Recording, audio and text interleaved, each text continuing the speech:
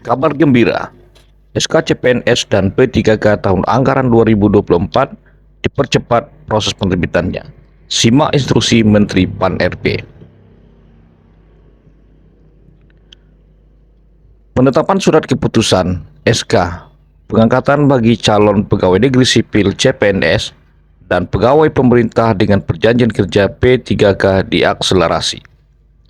Kebijakan ini dilakukan melalui Kementerian Pendayagunaan Aparatur Negara dan Reformasi Birokrasi Kementerian Pan-RB untuk SK CPNS dan P3K formasi tahun anggaran 2024. Langkah ini sebagai bentuk respon terhadap tingginya antusiasme serta kebutuhan organisasi perangkat negara terhadap sumber daya manusia yang profesional dan berintegritas.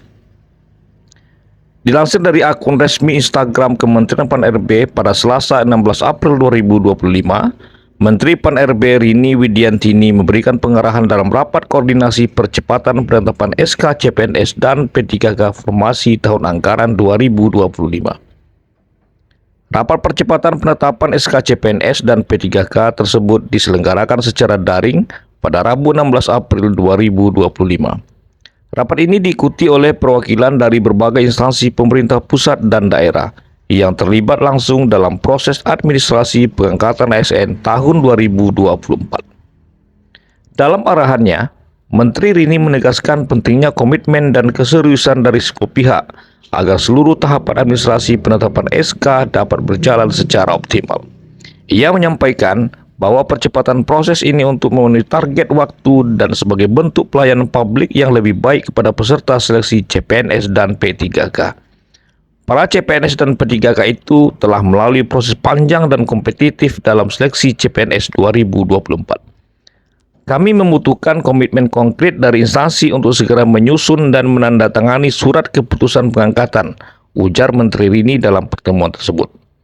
Lebih lanjut, Menteri Pan-RB berharap bahwa melalui rapat koordinasi ini dapat tercipta sinergi dan kolaborasi yang erat antara seluruh instansi pemerintah, baik di tingkat pusat maupun daerah. Sinergi tersebut diharapkan mampu mengatasi berbagai kendala teknis dan administratif yang selama ini menjadi hambatan dalam proses pengangkatan ASN.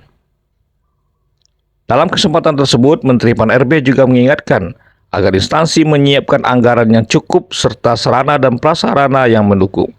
Selain itu, ia juga mengimbau dan mengingatkan kembali agar instansi di daerah maupun pusat untuk tidak lagi melakukan pengangkatan tenaga honorer atau sejenisnya.